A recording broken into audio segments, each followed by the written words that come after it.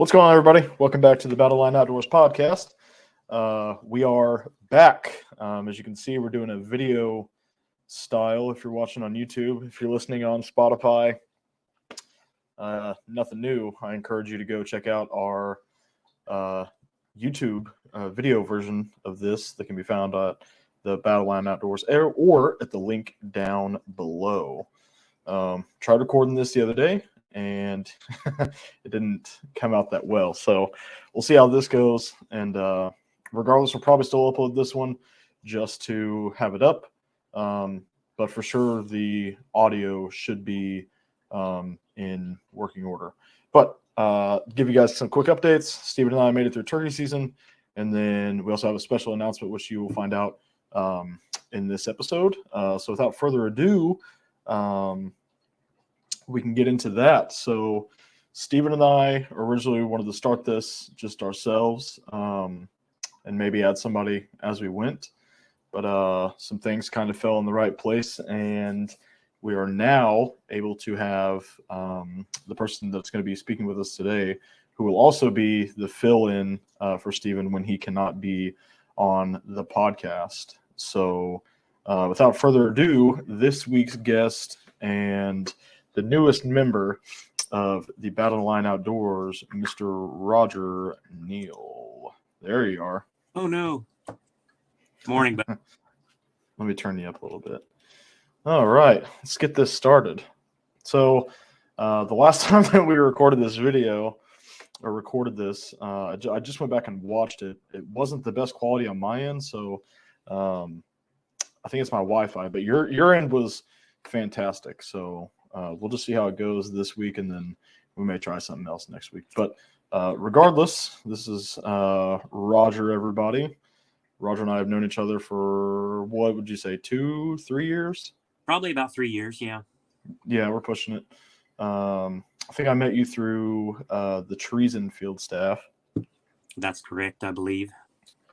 So why don't you go ahead and tell everybody who you are. We also have a video coming out where we all kind of talk about what we want to do with this as far as the Battle Line Outdoors goes, and just kind of give some updates on some things, because it's been a minute since you've heard from us. So go ahead, Roger. Well, my name's Roger Neal. I live in West Central Indiana, Lafayette, Indiana, to be exact. It's close to Purdue University, which is in West Lafayette. But 59 years old. I've been hunting since 1988. I believe was my first season. I don't have that skull mount in here, but that first day of season, October 1st of 88, I killed my first deer with a bow, and it was actually a 7-point buck. But I don't have him in here to show you. He's out in the garage, actually. But that was my first deer. I've had an up and down season ever since. In 07, I killed my first respectable buck. He's behind me here, if you can see him there. He's a typical 8-point with only 2 5/8 inches deductions. He netted 147 6/8 as an 8-point. Okay. He's a beauty. And that's really the only respectable buck, I guess I could say, that I've ever shot. I've got a 9-pointer on the wall out in the garage. He was killed in December of 2000. So I've had a lot of stretch between my kills. Actually, I've killed plenty of does on then, but the bucks have been like kind of few and far between. But I've learned so much in these years, studying everybody that's online, YouTube, all the Drury Outdoors, Lee and Tiffany, all those guys. I watch all those guys religiously. Recently been watching THP, of course. Those young guys, a lot going on for them. They're really doing a good job. I love Bill Winke. I watch Bill Winke a lot. He's got several shows now, and recently been getting into some podcasts about kind of the way things are in our world today, stuff about self-motivation, trying to make yourself a better person every day, trying to watch your weight, eat right, exercise, and all that good stuff. Because, like I said, at 59 years old, it's kind of a point in life where it starts to say, hey, better pay attention to some stuff getting older. But I'm glad to be on board. I appreciate you guys inviting me in. And I don't know what you want to talk about, but just ask me whatever you want to ask me, I guess. So Roger and I are part of Treason. Do you still staff for Treason? I do. Okay, so I actually do not staff for Treason anymore.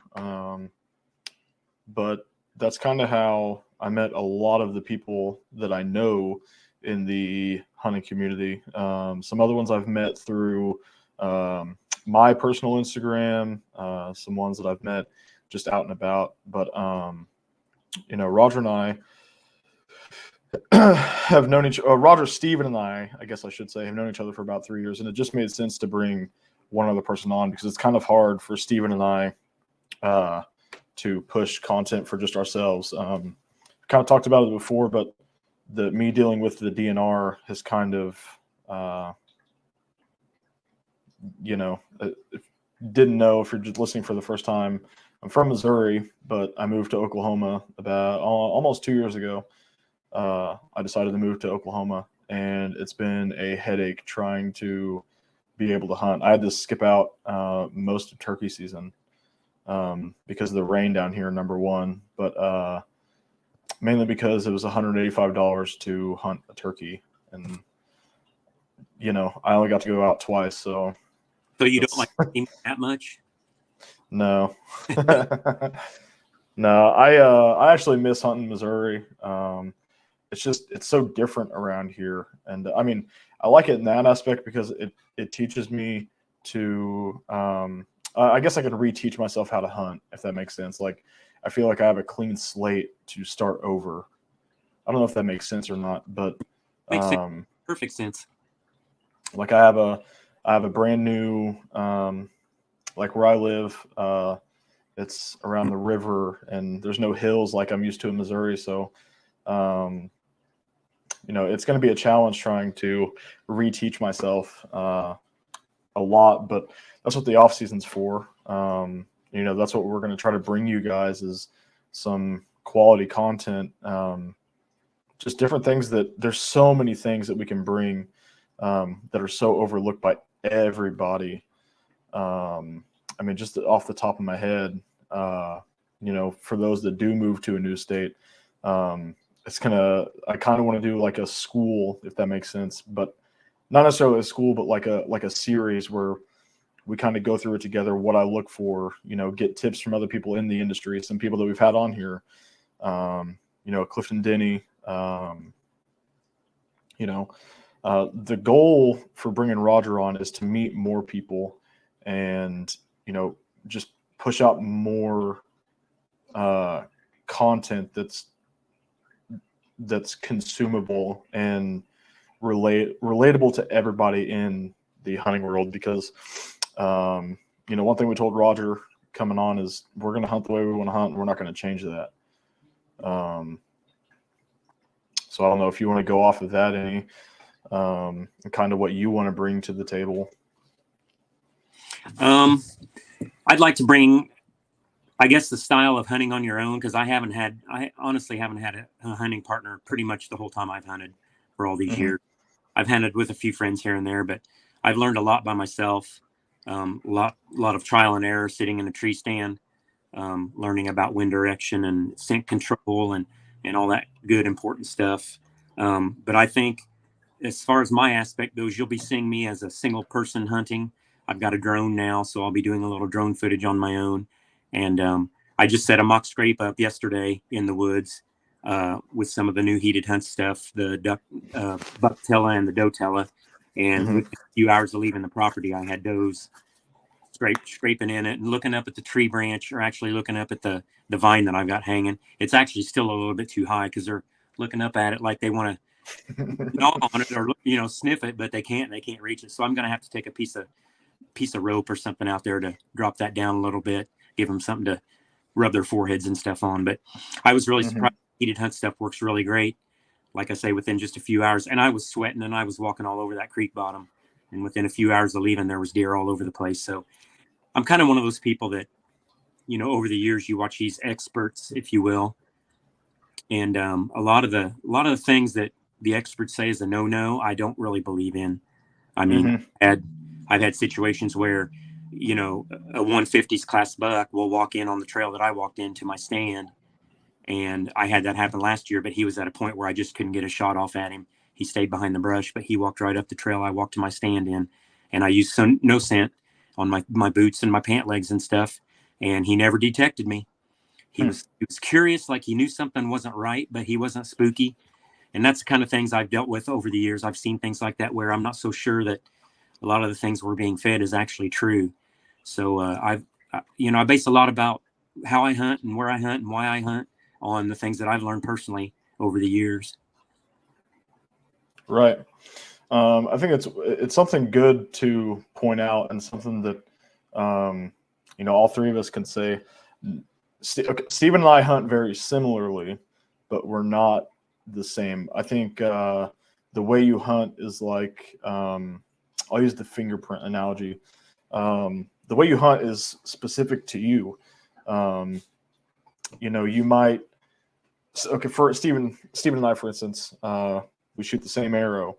We shoot the same broadhead, right around the same draw length and weight, but there's something that Stephen uses that I don't. There's something that I use that Stephen has used but hasn't worked for him, but it works for me, if that makes sense. So it's my fingerprint, if you will. I know it's kind of not the best analogy to use, but we're not exactly the same. We might be similar, but we're not exactly the same.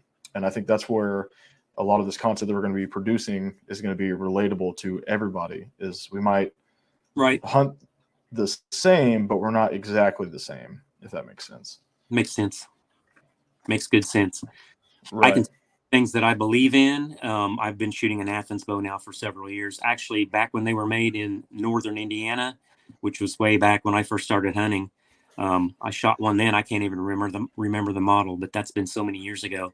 But I'm back to shooting in Athens, and I love the bows. That's one thing I'll probably continue to support. A few of the other companies that I support would be Deer 30 Mineral. Let's see. Let me think of the others. Easy Cut brand products, which are saws and knives and loppers and pruners. Great products. Really, really great products. I love their stuff. Trees and Camo, of course, and No Scent Killer or another couple. I know I'm missing some. There's several more, but I just the things that I've chosen to use have been working for me. Like you said, that's kind of my fingerprint, and the company take care of me. So I try to brag on them as much as I possibly can. Afflictor Broadheads is another one I missed. That's another big partner of mine. But I'm just using the stuff now that I've settled into and feel comfortable with, and it's been working for me so far. So I'm really hoping that this can be a banner season this year. Right. I know I have not hunted. I haven't hunted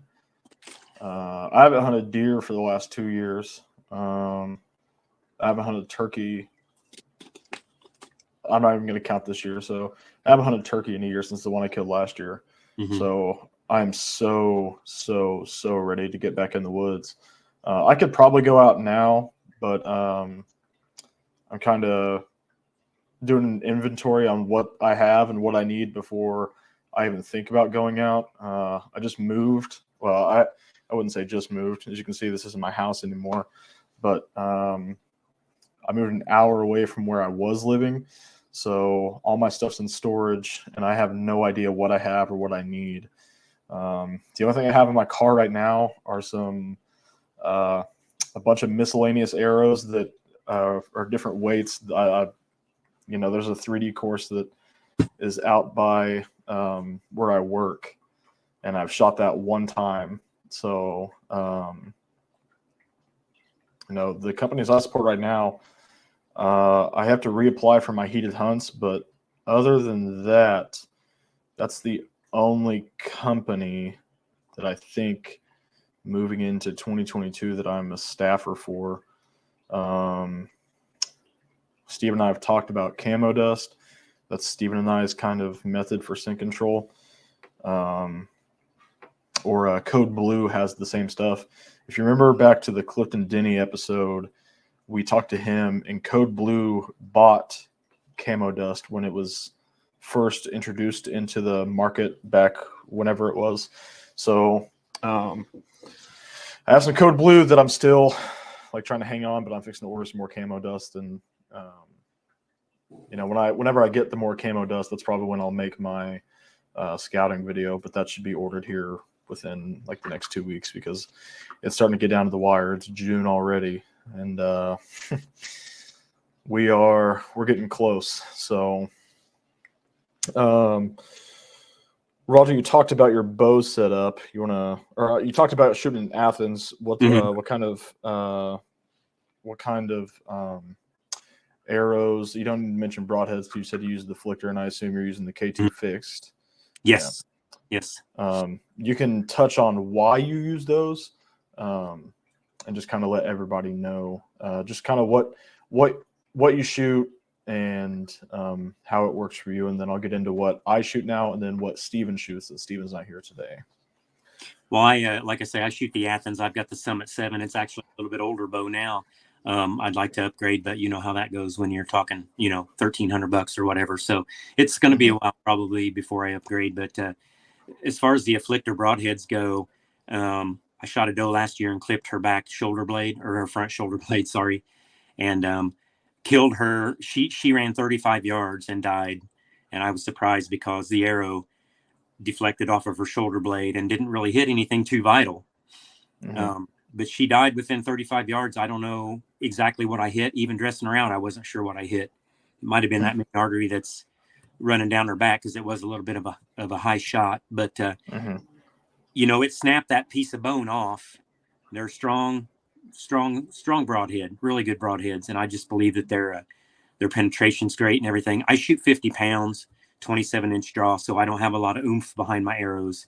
Try to go as light as I possibly can. So I shoot 100 grain head, and I'm shooting actually the new MMT Exodus Outdoor Gear MMT arrows, 350 spine. They're actually a little bit heavier than I would like, but they only have so many offerings at this time. So I bought the 350s, and they shoot great in the backyard. I've been shooting since I had shoulder surgery back in January, by the way.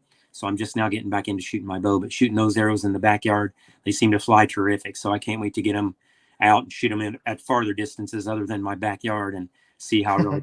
But they're 4-fletch, so that's something new I haven't tried, and they seem to fly well. So I'm anxious to get out there and shoot at a little bit longer distances and see how they fly. Now, are those micro diameter? No, sir. They're 246. So I'm shooting the Bear Whitetail Legend Pro, 28.5-inch draw, I think. Set. It's maxed out at 70. Trying to think. I wouldn't say last season. I had bought some Gold Tip Ted Nugent series that I was going to use, but I think I'm going to switch to the micro diameter. My buddy Wyatt Graff, episode 5 or 6, I believe, works at Danger Zone Outdoors. He also has his own YouTube and whatnot, tagged out 2022, I believe. Anyway, he is a dealer for a small company that I heard on the Wannabe Hunting podcast back around this time last year. They're called Warhead, and they have some micro diameters called the Tomahawks. I think I want to try to test those out. They have many different weights and what have you to try. I shoot kind of heavy. I'm not going to say mine's the heaviest. Mine's probably, it's not a bell curve arrow setup by any means. On the Ted Nugent series, I have 100 grain brass, and then 125 grain up front. I think my FOC, I don't remember the percentage, but my total arrow weight was like 520, I think. I want to say that's about right, but still shoot the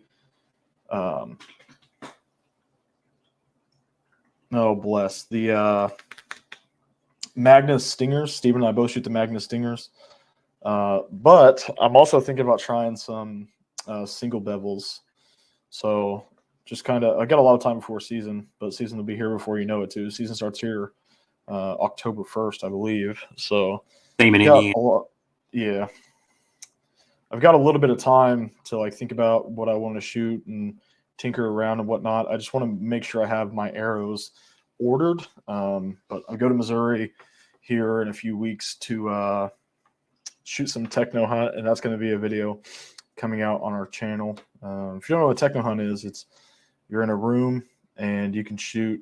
There's a screen, and you can shoot anything from tiny birds up to African safari game and everything in between. So I'll probably do some deer, turkey, and hogs, maybe some pronghorn too. Fun. Yeah. Some big news. Steven drew for a Kansas tag. I put in for it too, but unfortunately I did not get it. So Steven is going to be making a trip to Kansas, and I think he's going to pick a day, and I'm going to try to request off for work so I can go with him and do a little filming. What season did he draw? Archery. Anytime. Yeah. I want to say he got. Either sex tag. Yeah. But he drew both. He got 2 tags out of it, I think. Oh wow.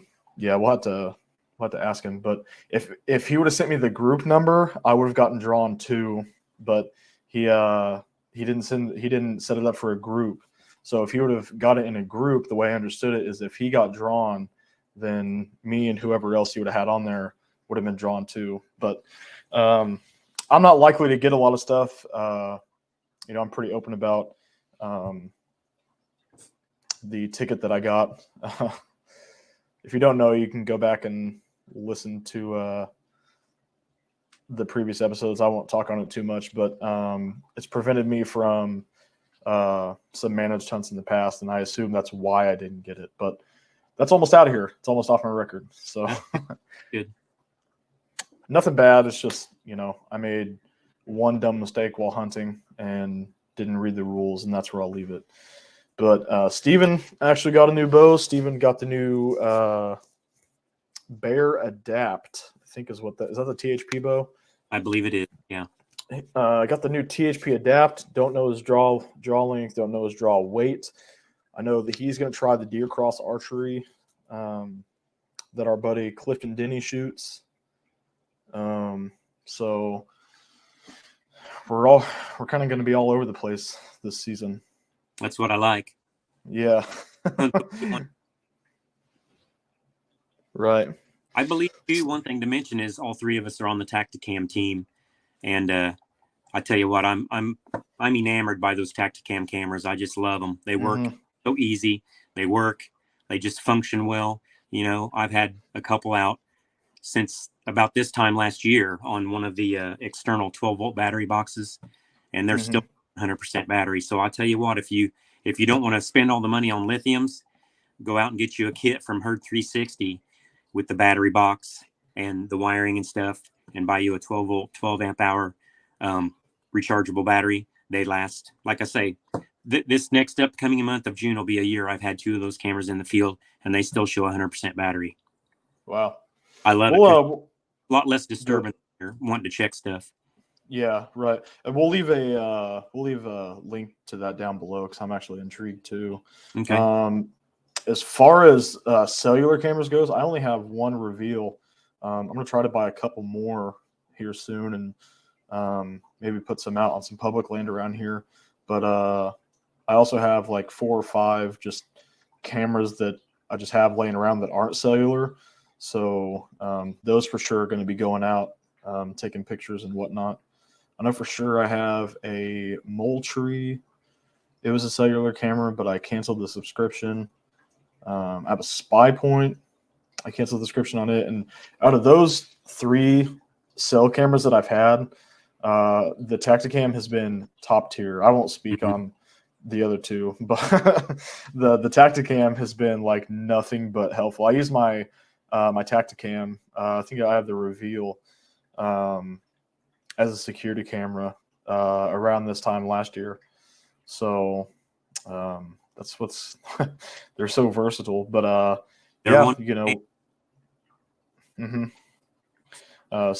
you and Steven both have the 6.0, where I have the 5.0. I would like to upgrade. I have the 6.0. I actually have the fisheye and the original tactical. So I've got 3 of them. The original I don't really use much because the quality of it is nowhere near their newer stuff. And that with the little screen on that 6.0, they're awesome little cameras. Right.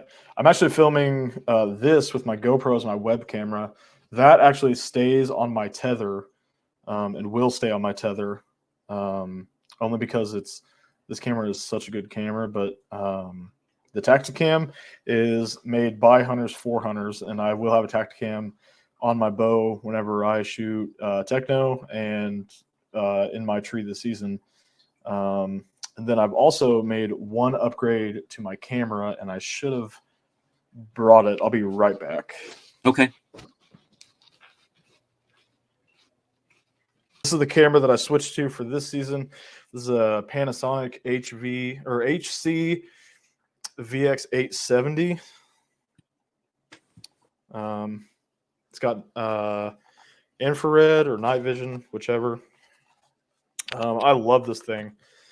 It is. It's got a really good zoom. It shoots in 4K. Doubt any of our hunts will be.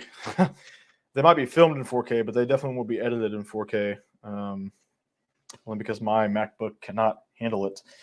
Some other upgrades I've made is the microphone that I'm actually talking to you guys on right now, and that's it. Really, haven't made too many upgrades this season, but I am super excited to actually get out and start making some content again. It's gonna be so nice. So yeah, I've got the Panasonic AG AC30, which is I've had it now for about 3 years, I believe. It's a great camera. It's 1080p camera, but it puts good footage on the cards. And I ran it through the ringer in Kansas when I was turkey hunting here a few weeks back. But it was dusty as heck out there, but it didn't miss a beat. Didn't miss a beat. And a good camera. Right. The only thing I need to get is the variable zoom like Steven has. Yeah. The little controller. That's about the only thing I need to get. And then a new camera arm. And I'm honestly, after that, I'm ready for season to start. So same here. Happy. Yeah. Right. Well, we've been going for about 30 minutes or so. I say we wrap it up. Guys, until Steven is able to, it's just going to be Roger and I and some guests we have coming up. If you would like to be a guest, there is a link down in the bio of this podcast or this video that you're watching. It'll be a link tree. There's going to be an application called, I think it says, "Come be a guest" or something like that. Feel free to fill that out. We're not limited to just anybody. If you don't hunt, if you're getting into hunting, if you've hunted for years, drop a application down, and we're more than likely going to have you on. We just want to hear from other people in the community, and not only that, but we want to get more people involved in something that could potentially die off soon, the way the world is going, in my opinion. But that's where I'll leave that. So anyways, guys, Roger's on the team, and this is going to be going up soon. I'd like to add our schedule for uploading. I think podcasts we talked about are going to be Mondays. We might have some short content in the middle, like a Wednesday, and then our episodes are going to be on Fridays, I think is what we talked about. So could change. I'm not going to say that we're going to stick to that.